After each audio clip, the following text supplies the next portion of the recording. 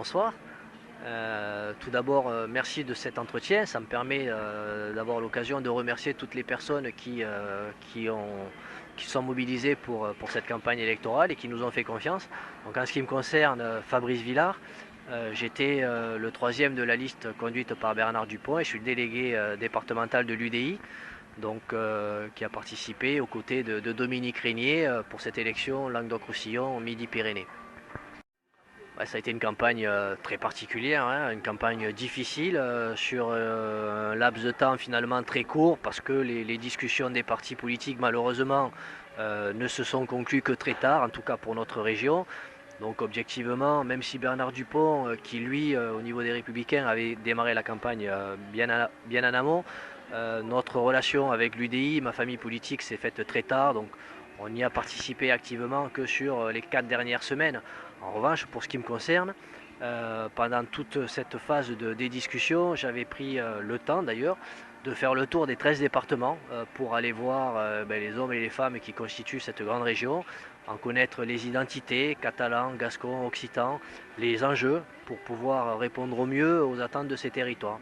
Mais la campagne en elle-même a été à la fois courte, compliquée, avec malheureusement les tragiques incidents des attentats, et des électeurs et des citoyens qui n'avaient pas forcément la tête à des élections régionales. Vous êtes-vous senti soutenu par les élus locaux? Les élus locaux, oui, je veux dire, tout le monde a participé comme il l'a pu à cette élection. Je veux dire, une campagne électorale à l'échelle d'une région et d'un département mobilise toutes les forces vives des partis politiques. Après, voilà, moi je constate le résultat, il est pas satisfaisant, c'est clair, on va pas dire le contraire, ni sur le score, ni sur la manière, objectivement. On a les uns et les autres des reproches à se faire, en tout cas vis-à-vis des personnes qui nous font confiance, qui nous regardent, qui nous transmettent leur volonté de changement. Voilà, visiblement, nous n'avons pas été au rendez-vous. C'est pas visiblement, c'est une réalité. Il faut voir les scores. Est-ce que c'est lié à une faible mobilisation des élus? Voilà, moi je ne veux pas juger, je ne fais que constater. Ce qui m'importe maintenant, c'est ce qu'on va faire dans les semaines et les mois qui viennent. Justement, que va-t-il se passer dans les mois qui viennent pour l'UDI? Pour l'UDI comme pour les Républicains d'ailleurs, hein, et y compris les autres formations politiques, hein.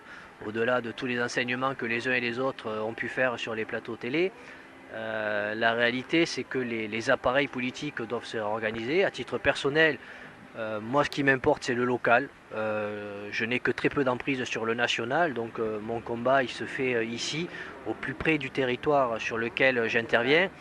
Ma préoccupation première, en tout cas celle que je porte auprès de ma famille politique, c'est de nous laisser organiser de manière décentralisée les appareils politiques. Parce qu'on a trop de décalage entre ce qu'on vit sur le terrain et les problématiques de nos responsables parisiens.